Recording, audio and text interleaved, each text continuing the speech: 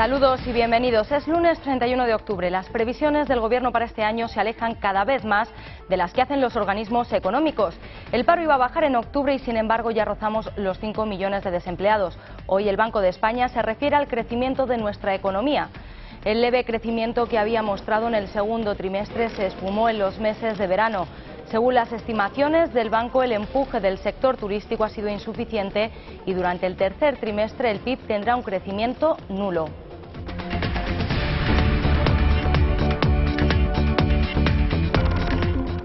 Los dos principales candidatos a la presidencia del Gobierno calientan motores para el inicio oficial de la campaña electoral. Será el viernes cuando todos los partidos comiencen la ya tradicional pegada de carteles. El presidente de los populares estará hoy en Galicia después de un fin de semana intenso en el que ha anunciado, por ejemplo, que premiará a los ahorradores y restablecerá la desgravación por compra de vivienda. Además, ha recordado a las víctimas del terrorismo que no está dispuesto a negociar con ETA.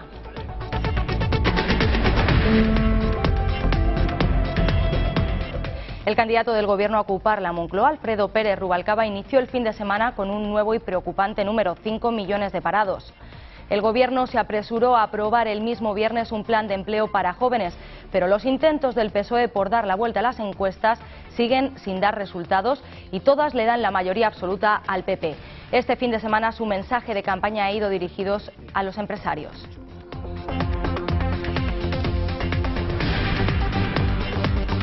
Todo esto a continuación. Primero vamos a conocer la actualidad deportiva de la mano de Hugo Vaca. Buenas tardes, Hugo. Muy buenas tardes, Natalia. Y la actualidad deportiva que pasa por el fútbol, como es normal. Terminó la liga ayer domingo, en este caso todavía queda un partido por jugarse, el Sevilla, y el Fútbol Club Barcelona, que tiene que jugar Champions ya mañana mismo. En este caso, el equipo que dirige Pep Guardiola podrá contar con Alexis Sánchez en la expedición que viajó esta mañana hacia tierras checas.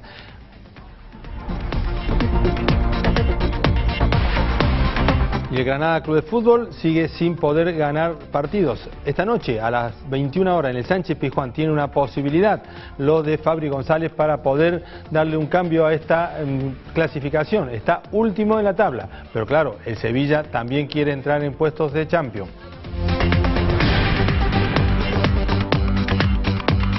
Y el que ha dado un paso adelante después de 3 derrotas consecutivas ha sido el Málaga. Manuel Pellegrini, que ya estaba escuchando tambores de fondo, ha podido conseguir esos 3 puntos, eso sí, algo polémico por ese penalti que fue señalado y significó el tanto de la victoria del equipo malagueño.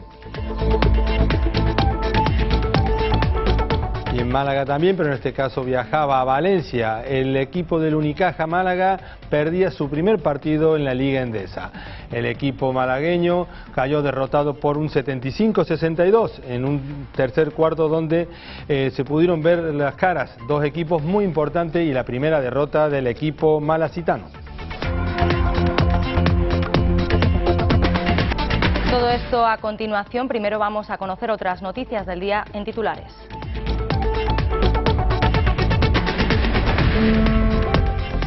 Arenas pide que el campo de batalla electoral no se sitúe en colegios y hospitales. El presidente de los populares andaluz ha reclamado un proyecto nacional para solucionar el problema del paro. La juez que instruye el caso de las prejubilaciones fraudulentas aprobadas por la Junta ha pedido al equipo de José Griñán que aclare si empleó el mismo método de concesión de ayudas en otras consejerías. Víspera de Todos los Santos, noche de Halloween y dulces para no perder las buenas costumbres. Las confiterías de todo Andalucía ya tienen preparado un buen cargamento y para todos los gustos.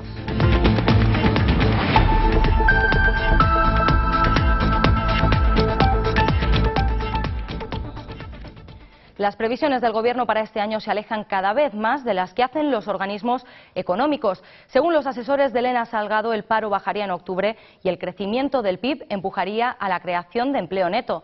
Pero ninguna de estas dos premisas se han cumplido. El viernes el dato de la encuesta de población activa tumbó estos pronósticos y hoy es el Banco de España el que alerta de que ya en el tercer trimestre, en los meses de verano, nuestra economía no ha crecido nada. Las estimaciones realizadas a partir de la información todavía parcial e incompleta señalan que en el tercer trimestre el PIB habría registrado una tasa intertrimestral nula, situando la anual en el 0,7%. No obstante, el Banco de España recuerda que estas tasas han de tomarse con más cautela de lo habitual por las diferencias estadísticas que puedan surgir con el cambio de la base de la contabilidad nacional. El Banco de España echa la culpa a los recortes en el gasto público. Ha habido pequeños avances en el consumo de los hogares y la inversión empresarial, pero no suficientes.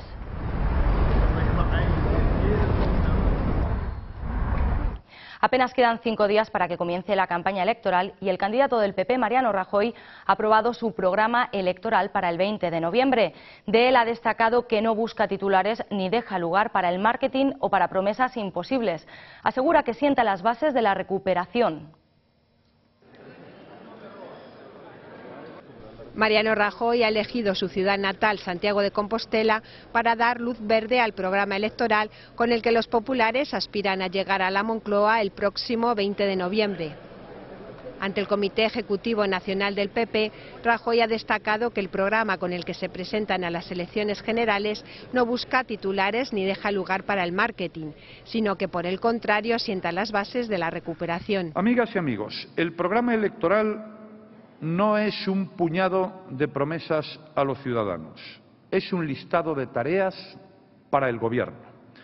Ya no es tiempo de prometer, sino de resolver.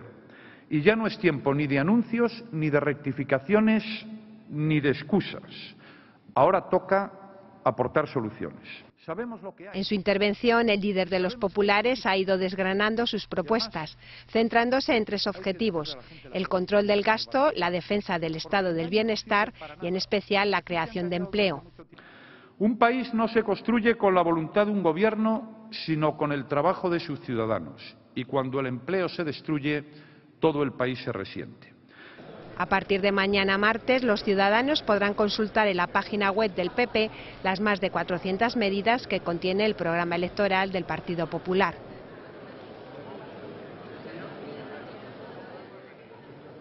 Los 2 principales líderes siguen presentando medidas que pondrán en marcha si ganan las elecciones. El del Partido Socialista, Alfredo Pérez Rubalcaba, ha tenido que lidiar con el dato de la EPA hecho público el viernes. 5 millones de parados y un horizonte difícil de solucionar. Ayer en Murcia mandó un mensaje a los empresarios. Reformará el impuesto de sociedades para redistribuir las desgravaciones de forma que sean más igualitarias para todo tipo de empresas, independientemente de su tamaño. Rubalcaba pretende que los fondos que se obtengan de esa reforma se destinarán a ayudas para emprendedores, trabajadores autónomos y pequeñas y medianas empresas. Reformar el impuesto de sociedades para redistribuir las desgravaciones y así hacerlas más igualitarias. Esta es la propuesta que el candidato del PSOE a la Moncloa, Alfredo Pérez Rubalcaba, ha lanzado en un acto de precampaña en Murcia. A 21 días de la cita con las urnas, Rubalcaba ha explicado que las actuales desgravaciones solo benefician a las grandes empresas. Vamos a decirles a las grandes empresas españolas que está bien que desgraven, pero que no puede ser que sean ellas las únicas que desgraven. Y como no podemos perder impuesto de sociedades porque no estamos para perder impuestos, vamos a hacer un ejercicio de redistribución, que todas tengan desgravación, las grandes un poco menos y las pequeñas las que ahora no tienen. El líder de los socialistas ha vuelto a acusar al PP de proclamar la austeridad solo para unos pocos y le ha recordado su propuesta para obtener los fondos que estimulen la contratación de jóvenes y desempleados. Yo le digo, señor Rajoy, si usted está tan enamorado de la austeridad, empiece por pedírsela a la que tienen grandes fortunas y que parte de sus fortunas la dediquen para la gente que no tiene empleo. Austeridad sí, pero para todos. Austeridad para todos. Porque no todos sufren. Según Rubalcaba, no todo el mundo sufre lo mismo siendo austero. Hay gente que lo pasa muy mal y gente que lo pasa menos mal. Por eso le ha exigido a Rajoy que sea a estos últimos a quienes les pida el esfuerzo. El coordinador federal de Izquierda Unida, Cayo Lara, ha dicho que su formación no va a repartir tazas ni lápices labiales como hace el PSOE. Dice que los socialistas actúan como los caciques que iban por los caseríos a comprar el voto dando jamones. En un encuentro con tuiteros celebrado ayer, Lara se ha referido también a las encuestas que este fin de semana vuelven a dar la victoria al PP. El coordinador federal de Izquierda Unida ha arremetido hoy contra el PSOE por ofrecer regalos a quienes apoyen al candidato socialista. En tono irónico, Cayo Lara ha reprobado estas prácticas y ha señalado que la formación política que lidera no va a repartir ni tazas ni lápices labiales, como hacen los socialistas, a quienes ha comparado con caciques de otras épocas. Cuando nos presentábamos a las primeras elecciones y hacíamos campañas en las primeras elecciones de 1977, pues por los caseríos, en las zonas rurales, los caciques, que entonces existían en los pueblos, ahora ya los caciques son más modernos, y cogían un coche, un jamón y una roba de vino y se iban por los caseríos a comprar el voto para la cosa de los procuradores, le compraban el voto a los campesinos directamente, ¿no? Y ahora, claro, la tecnología ha avanzado, ha evolucionado y las cosas ahora pues ya se hacen de una manera distinta, con eso de las tazas, de quien apoya en Internet. En un encuentro con tuiteros, Cayo Lara también se ha mostrado crítico con las diferentes encuestas publicadas hoy y que dan la victoria al PP, con 191 diputados. De cualquier forma, si hubiera 191 diputados, porque así lo decidiera el pueblo español en el Partido Popular, me parece que sería una situación de un mérito injusto, no ganado por este Partido Popular, y además me parece que tampoco sería bueno para el futuro de nuestro país. Lara ha realizado su intervención mientras mantenía un Twitter en directo con diferentes internautas. Precisamente las encuestas de este fin de semana ya recogen el efecto sobre la intención de voto tras el anuncio de cese de la violencia por parte de ETA. Pues bien, el efecto es nulo. Tal y como ya reflejaba la encuesta del CIS, el terrorismo dejó de ser una de las principales preocupaciones de los españoles y eso se refleja también en la intención de voto. Lo que importa son los 5 millones de parados y la crisis económica, datos que castigan al PSOE y sitúan al PP en una mayoría absoluta arrolladora. Día de encuestas en la prensa. La que publica El Mundo, elaborada en colaboración con Sigma 2, da una victoria arrolladora del Partido Popular el 20N en 42 provincias. El PSOE solo ganaría en 5, mientras que Amaiur, CiU y PNV triunfarían cada uno en una. Según El Mundo, el sondeo pone de manifiesto que el efecto del comunicado de ETA se diluye y el PSOE vuelve a caer hasta los 119 diputados frente a los populares, que mantienen 16,4 puntos de ventaja y que conseguirían 191 escaños. Por comunidades autónomas, los populares gobernarían en 15, más las ciudades autónomas de Ceuta y Melilla.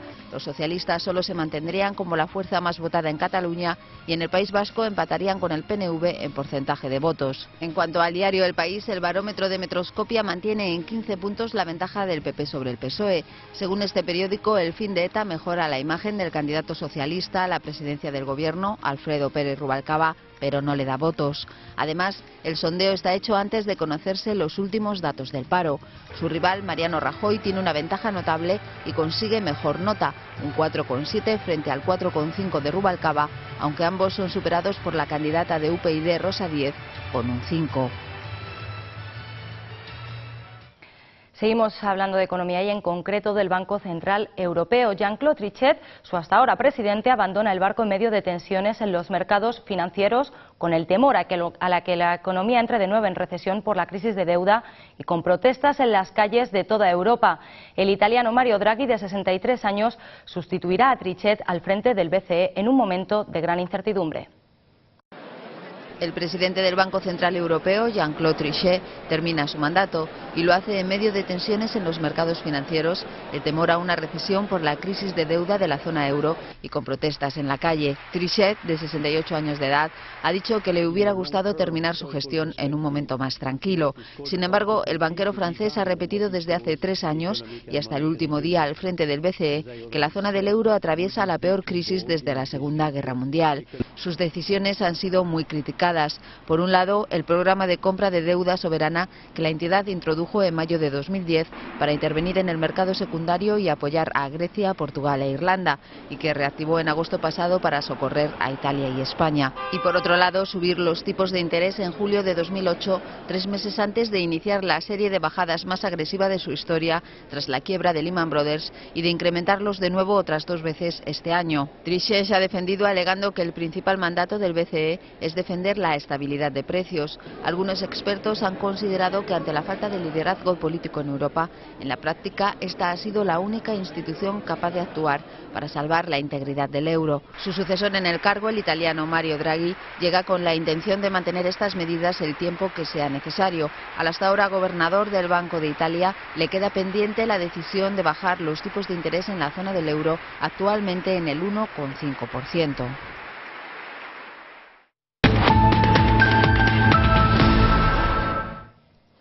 Y ya en nuestra comunidad les hablamos ahora de los presupuestos para el año que viene. Unas cuentas que se han hecho teniendo en cuenta las previsiones de crecimiento facilitadas por el Gobierno central. Según estas, creceremos un 1% más que este 2011. El Gobierno andaluz ha apurado hasta el último día para entregar estos presupuestos a la Cámara. Esta semana comenzará su tramitación parlamentaria. Las inversiones públicas vuelven a recortarse por parte de la Junta de Andalucía. Y es que mientras que las políticas sociales acaparan el 83% del gasto presupuestario, la inversión pública desciende casi 10 puntos y se sitúa al mismo nivel que el de hace 6 años. El Gobierno andaluz prevé un crecimiento de tan solo el 1% más que en 2011, lo que será insuficiente para crear empleo en la comunidad andaluza. Estas son las cuentas de la comunidad para el próximo año, que se elevan a 32.020 millones de euros. La titular de Hacienda y Administración Pública, Carmen Martínez Aguayo, ha advertido que no habrá grandes obras nuevas previstas para el 2012. Lo cierto es que el presupuesto de inversión supone la principal bandera de los consejeros para defender las bondades del presupuesto autonómico. A pesar de la caída de la inversión, el presidente andaluz, José Antonio Griñán, ha defendido el perfil del presupuesto socialdemócrata. Además, Griñán ha rechazado las acusaciones de electoralismo del candidato de CiU al subir los impuestos antes de las elecciones. La consejera de Hacienda y Administración Pública, Carmen Martínez Aguayo, ha asegurado que la previsión de crecimiento económico para 2012 es modesta y ha reconocido que hay incertidumbres, aunque los organismos internacionales vaticinan que la economía se estabilice en 2012. Creo que es una previsión modesta. Ciertamente que hay bastantes incertidumbres en el entorno, las mismas que tiene toda Europa, las que tiene el mundo en general, que esperemos que se vaya estabilizando, porque lo que dice también el Fondo Monetario Internacional, la OCDE, es que se va a estabilizar y piensan que el año 2012 será un año en que la economía se estabilizará con un leve repunte de crecimiento para las economías europeas, puesto que para la economía mundial prevén un crecimiento del 4,1 y para las emergentes del 6,1. El Gobierno andaluz ha esperado hasta el último día 31 para entregar las cuentas a la Cámara. El PP considera que los presupuestos son una oportunidad perdida y que significan más paro, más deuda y más impuestos. El Partido Popular considera que los presupuestos de la Junta de Andalucía son lamentablemente una oportunidad perdida, una vez más en Andalucía, que van a significar más paro, más deuda y más impuestos, y por tanto son unos presupuestos que nos hunden más en la crisis y que incrementan aún más el drama del paro en Andalucía. El 9 de noviembre está previsto el pleno de totalidad del presupuesto, al que el Partido Popular e Izquierda Unida presentarán enmiendas. Será el único pleno que se celebre durante la campaña. El debate final de los presupuestos se celebrará los días 21 y 22 de diciembre. La juez que lleva el caso de las prejubilaciones fraudulentas en empresas andaluzas e incentivadas con fondos públicos sospecha que el modus operandi de la Consejería de Empleo para aprobar estos EREs podría haber sido practicado por otras consejerías. En un auto de 44 páginas, Alaya reclama al equipo de gobierno de José Antonio Griñán que aclare si innovación, ciencia y empresa, agricultura y pesca o turismo están también intoxicadas. Las pesquisas sobre los EREs fraudulentos amplían a otras consejerías. La juez instruye la causa sobre esta trama. Mercedes Alaya investiga si en más consejerías que la de empleo hubieron también ayudas a empresas mediante la transferencia de financiación conocida como fondos de reptiles. Así, Alaya ha extendido sus investigaciones sobre el gobierno autonómico a los departamentos de Innovación, Ciencia y Empresa, Agricultura o Turismo. A pesar del auto de la magistrada, la Junta de Andalucía no ha hecho declaraciones a los medios, pero sí ha publicado este domingo un comunicado en el que negaba que la juez esté investigando a todas las consejerías para conocer si el procedimiento que se utilizaba en la de empleo se está aplicando en el resto de los departamentos. Además, insiste en que los responsables del fraude tienen nombre y apellidos. La nueva investigación que llevará a cabo la jueza Alaya alcanza considerablemente a las empresas vinculadas a José Enrique Rosendo Ríos, hijo del exalcalde de El Pedroso. Desde otra línea, el presidente del Partido Popular por Andalucía, Javier Arenas, ha anunciado que presentará una proposición no de ley en el Parlamento para exigir al gobierno andaluz que reintegren en las arcas públicas todos los cobros indebidos de los fondos de reptiles. Además, el secretario general del Partido Popular de Andalucía, Antonio Sanz, ha advertido que el auto de la jueza demuestra que la Junta lleva a cabo un modus operandi. El auto de la jueza Laya tiene una enorme gravedad y consecuencias para la Junta de Andalucía porque demuestra no que estamos ante un capricho de un director general, no estamos ante una decisión unipersonal, como dicen algunos responsables de la Junta de Andalucía, no estamos ante un procedimiento seguido en una sola consejería, sino demuestra, o se puede demostrar por el auto de la jueza Laya, que pudiéramos estar ante la sospecha de un modus operandi global en la Junta de Andalucía. Sanz ha destacado que el dinero que se recupera de la supuesta trama se canalice a un fondo de emergencia social con el que asistir a las personas con necesidades. Pues precisamente el presidente del PP andaluz, Javier Arenas, denunció ayer que el PSOE sitúe el campo de batalla electoral en colegios y hospitales y ha afirmado que en la calle se respira una fortaleza en torno al cambio similar a la que había en 1982 con Felipe González. Arenas ha pedido que colegios y hospitales no sirvan para la confrontación política y ha indicado que estos centros deberían servir para que los niños estudien y las personas se curen, no para contar mentiras. En este sentido, el presidente del PP andaluz ha asegurado que en Andalucía se ha producido un recorte sanitario de más de 3.000 millones de euros en los últimos años. Recortes que se ejecutan a través de una orden que impide disponer de esos créditos, ha explicado. En su intervención ha hecho hincapié en que el paro y ha reivindicado la necesidad de un proyecto nacional en torno al empleo, así como un gobierno comprometido con el sentido común. Y han decidido ahora que el campo de batalla electoral está en los colegios y en los hospitales. Y yo les quiero decir que los colegios están para que los niños estudien, que dejen en paz a los niños, que no elijan los colegios y los hospitales como campos de confrontación política, que los hospitales están para que la gente se cure, no para hacer demagogia electoral en los hospitales y contar mentiras. En Andalucía ha habido más de 3.000 millones de recortes sanitarios en los últimos años. Nos quedamos en Andalucía. En Sevilla, 2 jóvenes murieron ayer en un accidente de tráfico, una joven de 22 años y un joven de 25. 2 coches se vieron implicados, chocaron frontalmente. Uno de ellos iba conducido por otro joven de 24 años que resultó herido. Este podría enfrentarse a 8 años de cárcel por superar la tasa de alcoholemia y la velocidad máxima permitida. Las imprudencias al volante siguen dejando víctimas en la carretera. Este fin de semana 2 jóvenes han fallecido en el acto en un accidente de tráfico en Sevilla como consecuencia de un choque lateral producido en una rotonda de la avenida Juan Pablo II de la capital hispalense. Según las primeras investigaciones policiales, el joven que provocó el accidente, de 25 años y residente de Coria del Río, conducía el vehículo bajo los efectos del alcohol. Este fin de semana ha sido detenido como autor de 2 delitos, de homicidio imprudente y uno contra la seguridad vial. El conductor causante de tal desgracia ha resultado ileso y permanece en observación en el Hospital Virgen de Rocío de Sevilla. El detenido ha admitido que había estado de copas antes del siniestro. Según han indicado expertos juristas, el detenido podría ser condenado a 8 años de prisión. El accidente se produjo aproximadamente a las 6 de la madrugada del pasado domingo, cuando el vehículo en el que viajaban los 2 ocupantes fallecidos se disponía a entrar en la rotonda de Tablada. En ese momento el joven causante del accidente conducía a una gran velocidad cuando presuntamente se saltó un semáforo en rojo antes de entrar en la rotonda y finalmente embistió lateralmente al vehículo. Tal fue el choque que los bomberos tuvieron que excarcelar los cuerpos de la sevillana Rosa María y su novio dominicano. El detenido podría pasar hoy a disposición judicial. Seguimos hablando de otra imprudencia de tráfico, pero en este caso en Madrid. Una mujer de 68 años fue atropellada ayer y el conductor del vehículo se dio a la fuga. Afortunadamente ya ha sido detenido por la policía. Detenido el conductor del vehículo que atropelló mortalmente a una mujer de 68 años y posteriormente se dio a la fuga. El arrestado de 19 años se ha presentado poco después del suceso en las dependencias de la Policía Municipal, acompañado de un abogado, y ha confesado ser el autor del atropello.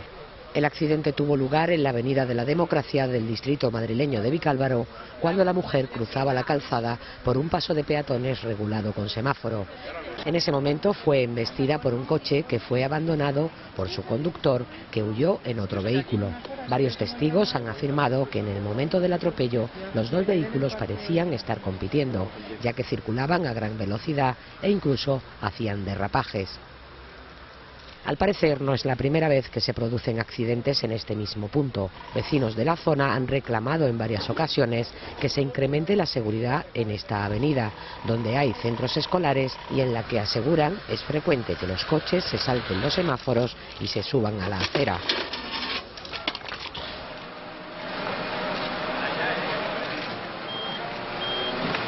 Estas son algunas de las barbaridades que han captado las cámaras de la Dirección General de Tráfico. Conductores irresponsables que no les importa poner en juego su vida ni las de los demás. La mayoría de las infracciones suelen producirse en carreteras secundarias. Hoy hemos sabido que solo entre el 17 y el 23 de octubre ha habido 2.400 denuncias por no usar el cinturón de seguridad y 8.500 por exceso de velocidad.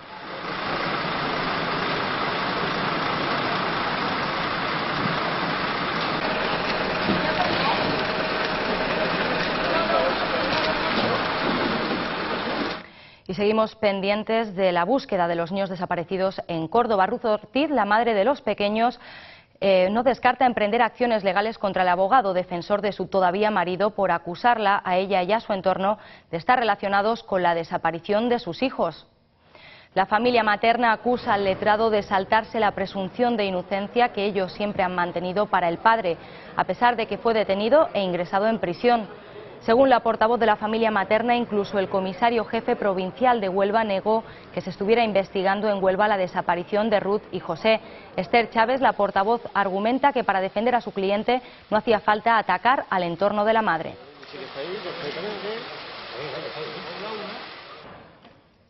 Y también en el capítulo de sucesos, tragedia, conmoción y dolor en Valencia. La Guardia Civil continúa investigando las causas del triple homicidio ocurrido la noche del viernes. Los vecinos del barrio de Castelar Oliveral, aún conmocionados, coinciden en que el detenido de 33 años es un chico normal, casado y con una hija de 7 meses que solo ha podido actuar así por un arrebato, porque no había problemas con los vecinos. Los habitantes de la pedanía valenciana de Castellar Oliveral aún no dan crédito a lo ocurrido la pasada noche. Una noche sangrienta en la que 3 de sus vecinos murieron a manos de otro armado con un cuchillo y llamando de puerta en puerta en busca de sus víctimas. Yo no oí nada de que llamara sal, porque yo lo conocía y hubiera podido abrir. Un chico normal, saludaba a todo el mundo y no nos explicamos ahora por qué ha tenido que ser eso. Sorprendido, yo personalmente todavía no me lo acabo de creer. Pues no sé, si te parece increíble, vamos, no sé, que haya ocurrido esto. Y más, no sé, yo ayer pregunté al hermano del fallecido, dice que no había ningún problema en la finca, que los vecinos se llevaban de maravilla y que no... El Ayuntamiento de Valencia ha decretado 24 horas de luto por el triple homicidio. La alcaldesa Rita Barberá ha visitado el barrio y ha anunciado la condecoración al policía local que intervino para evitar una desgracia mayor. Creo que fue tremendamente oportuna su presencia, no solamente para detener a este personaje que cometió ayer estos asesinatos, sino para que no se pudiera producir más. Me explico, fue determinante en la detención, en la localización de todos los servicios necesarios, él solo. El presunto homicida tiene 33 años de edad, está casado y es padre de una niña de 7 meses. Las 3 personas asesinadas son un hombre de mediana edad, su hijo de 13 años y una anciana. Además, resultaron heridos una mujer de 48 años que se encuentra en estado muy grave y un hombre de 44 años también hospitalizado. La isla del Hierro sigue temblando. El de ayer fue de casi 4 grados de magnitud. El terremoto se produjo en el mar a 22 kilómetros de profundidad. Se sintió pasada la 1 de la tarde y se trata del segundo sismo registrado en la isla desde el pasado domingo. El primero tuvo lugar a las 7:46 horas, también al noroeste de la frontera y a 22 kilómetros de profundidad. Ambos movimientos son los de mayor tamaño registrados en la isla después del comienzo de la erupción al sur de la Restinga. La evolución de la sismidad en el norte de la isla ha aumentado en los últimos días y los científicos, que realizan un seguimiento constante, barajan todos los escenarios posibles.